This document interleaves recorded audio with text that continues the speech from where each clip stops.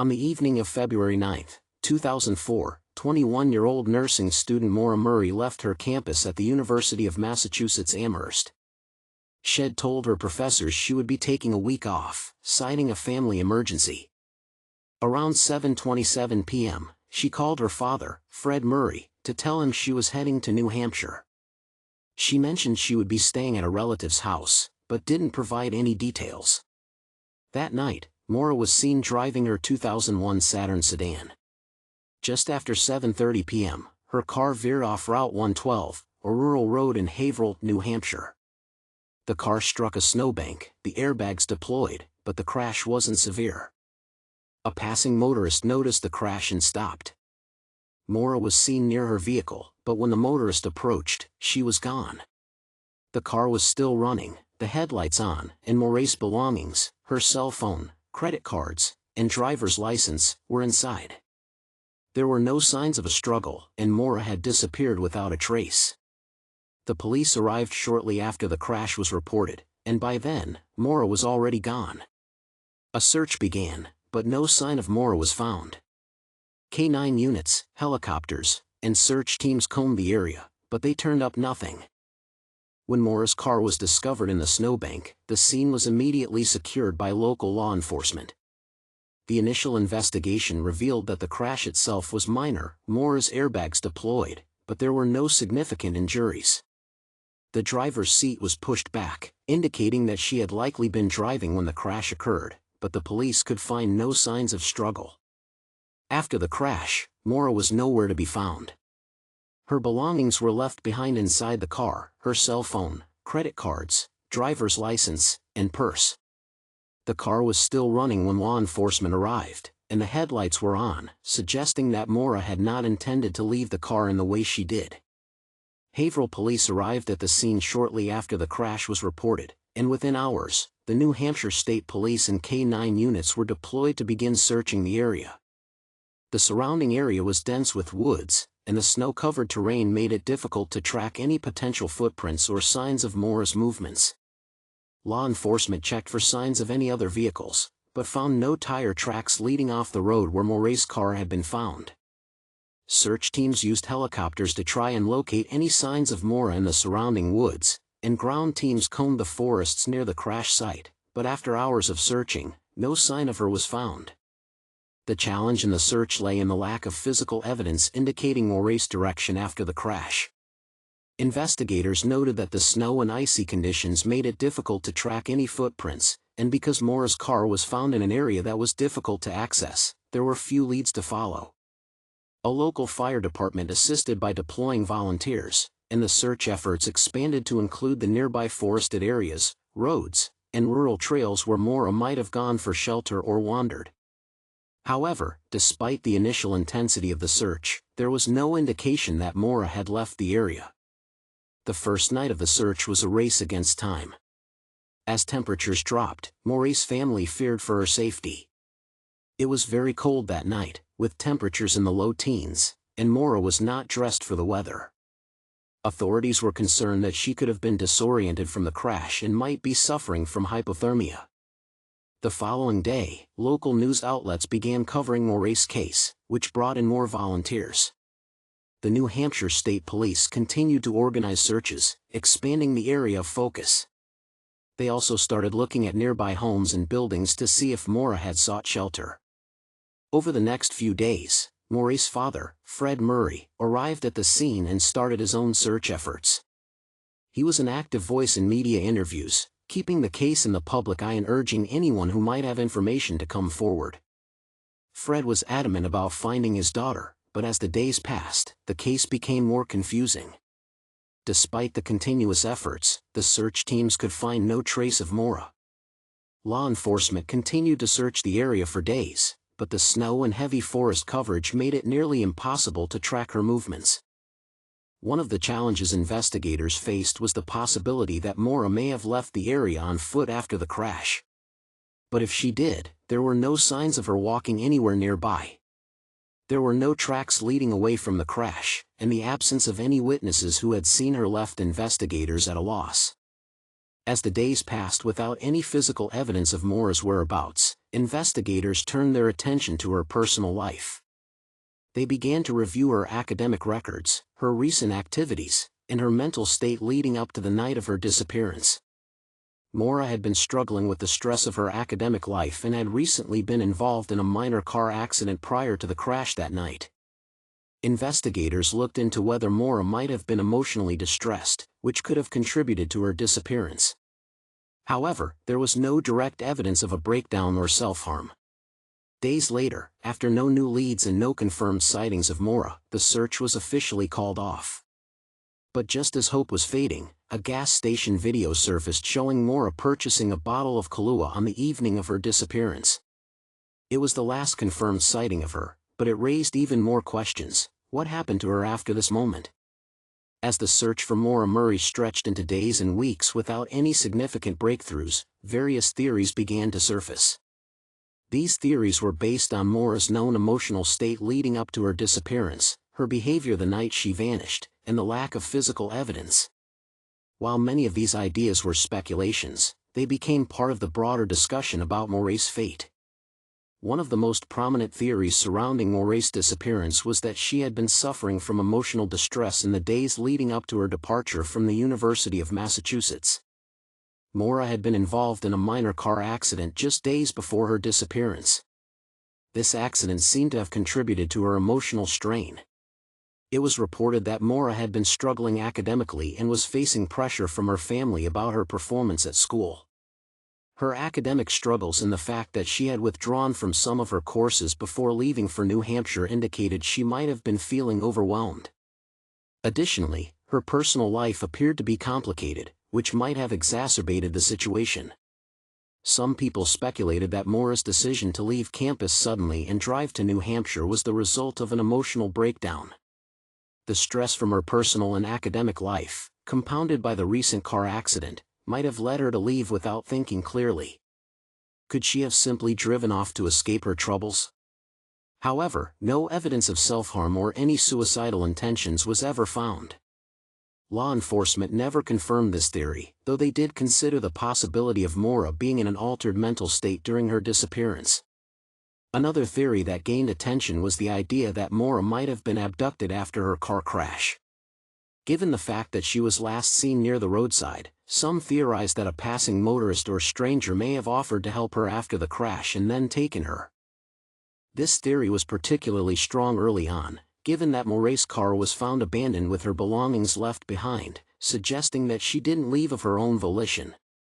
Investigators initially looked into whether Maura had been approached by someone after the crash. This theory was fueled further by the fact that the area where Maura's car was found was remote, which raised concerns about whether she could have been taken by a passerby without anyone noticing. However, there was no direct evidence to support this theory. No signs of a struggle were found at the scene, and investigators didn't uncover any physical traces of a third-party involvement. Despite numerous interviews with people who were in the area and background checks on individuals who had been near the crash site, law enforcement was unable to find a suspect or witness who could substantiate this theory.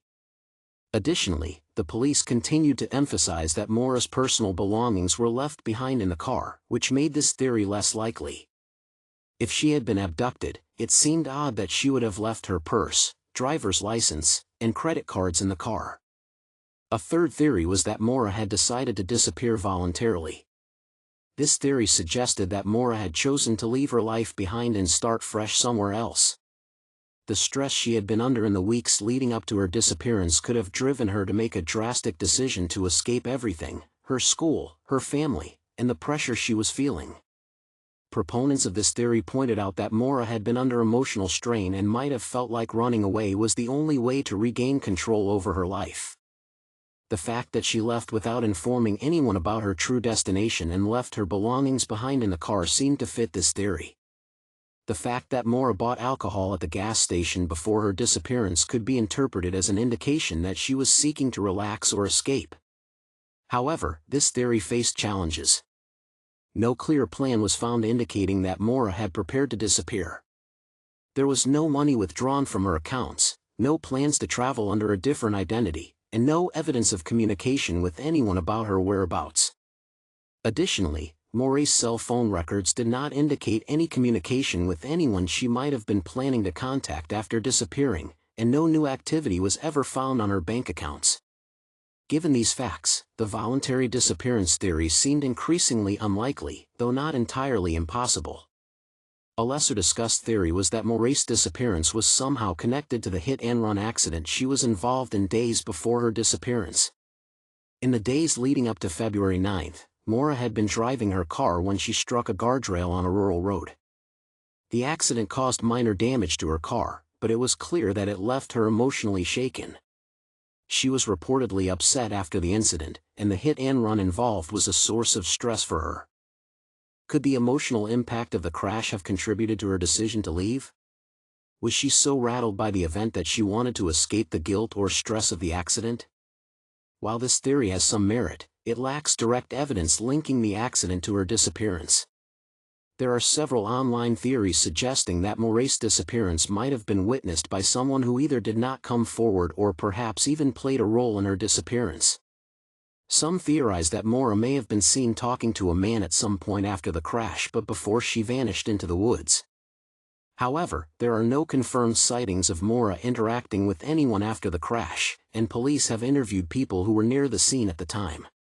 The lack of solid evidence linking Maura to any potential witnesses further weakens this theory.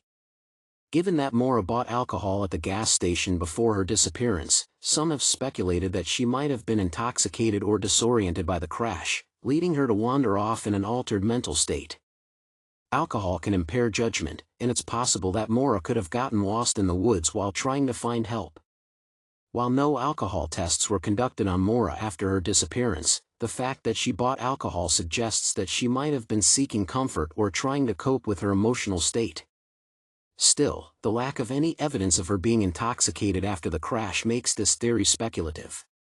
Theories surrounding Maura Murray's disappearance range from emotional distress to abduction to the possibility that she chose to disappear on her own. However, after all these years, there is no conclusive evidence supporting any of these theories. Maura's case continues to baffle investigators and the public, as the true events of that night and the days following remain an enduring mystery. The search for Maura continued for months, but as weeks passed, the leads grew cold. The public became increasingly interested, and Maura's case garnered media attention across the country. Her father, Fred, was a constant presence in the search. He held interviews, went door to door, and reached out to law enforcement to keep Maura's case in the public eye. Despite his tireless efforts, no significant new evidence surfaced, and the case grew colder. 5 years after Maura Murray's disappearance, in 2009, a new lead emerged that reignited hope in the investigation. A hiker, while walking in the woods near the crash site, stumbled upon a backpack buried under snow and debris. The backpack was found not far from where Maura's car had been discovered in Haverhill, New Hampshire, the same area Maura was last seen. The discovery of the backpack was significant for a number of reasons. Firstly, it was found in a location that had already been thoroughly searched during the initial investigation, making it seem odd that it had gone unnoticed during prior searches. Secondly, the contents of the backpack seemed to indicate that it might belong to Maura herself. Inside the backpack were several items that raised more questions than answers. Clothing that appeared to belong to Maura, including her jacket and some personal belongings. A camera containing photos. The photos seemed to be taken in the area near the crash site, which led some to believe that Maura may have been in the woods after the crash. Other personal items, but most notably, there was no direct identification, such as a wallet or Maura's cell phone. This find stirred up renewed interest in the case. Many wondered if Maura had somehow made it into the woods after the crash. Could she have been wandering in the forest, disoriented and alone? The discovery of the camera seemed to suggest that Maura had been actively moving around, taking photographs, which raised further speculation about her state of mind at the time. Following the discovery of the backpack, the New Hampshire State Police took immediate action. The items were tested for DNA, and the camera's photos were analyzed. The police confirmed that the camera had photographs, but they couldn't definitively identify the person in them as Maura.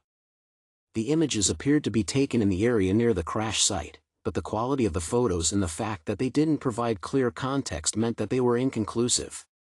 The police then turned their attention to the DNA testing. Unfortunately, the results came back inconclusive. Despite efforts to match the DNA in the backpack to Maura's DNA, there was no clear match. This was a significant blow to the investigation, as it was a piece of evidence that, while intriguing, failed to provide the clarity investigators had hoped for. The backpack's discovery brought temporary excitement to the case, but it also deepened the mystery. If the backpack truly belonged to Maura, why was it found in an area that had already been searched? And if it wasn't hers, whose was it, and why was it left in that particular spot? In the weeks following the discovery of the backpack, many theories began to surface. Some believed that the backpack was a sign that Maura had been in the woods after the crash. The camera and clothing suggested she had moved around after the accident, even though there were no witnesses who could confirm seeing her in the area. Could she have been disoriented from the crash, or had she wandered off intentionally, perhaps trying to escape or find help? Others felt that the timing of the discovery, 5 years after the crash, was too coincidental. Could someone have planted the backpack in an effort to lead investigators astray? Some speculated that the items were placed there to mislead searchers or to spark new attention to the case, but there was no evidence to support this idea. One thing was clear: the discovery of the backpack only raised more questions. It provided no new answers about what happened to Maura, but it kept the mystery alive. For Maura's father, Fred Murray, the discovery of the backpack was both a relief and a frustration. It was a lead, but it wasn't enough to provide the closure he had been desperately seeking. In interviews after the discovery, Fred remained hopeful but expressed his frustration that after 5 years, they were still left with more questions than answers. Fred continued to speak publicly about his daughter, urging anyone with information to come forward. Despite the new lead, the search for Maura remained stagnant. The discovery of the backpack, while significant, had not moved the case closer to resolution. Despite the police's inability to conclusively link the backpack to Maura, the case was still open, and the search continued. The discovery of the backpack and its inconclusive connection to Maura became a prominent part of the case in true crime discussions, podcasts, and documentaries. As years went by, Maura's case faded from the news cycle, but the backpack discovery continued to be a key moment in the timeline of her disappearance. The search for Maura eventually slowed down, and despite new interest in the case through internet sleuths and true crime media, there has been no significant breakthrough since the discovery of the backpack. In 2017, a new team of investigators took a fresh look at Maura's case. They reviewed all the evidence, including the backpack, photographs, and DNA results. However, after months of re-examining the details, they too came up empty-handed, with no new leads to bring them closer to solving the mystery.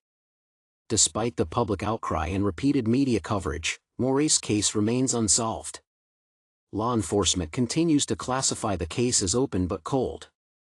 There are no new leads, and no one has come forward with useful information. Her father, Fred Murray, passed away in 2008, but his search for Maura never stopped. His death only compounded the tragedy of Maura's disappearance, leaving the family without closure. Despite the continued public interest, the case remains unsolved. As of today, Maura Murray's disappearance remains one of the most puzzling and unsolved cases in the U.S. Her case has spurred documentaries, podcasts, and online forums trying to piece together the mystery, but no solid conclusion has ever been reached.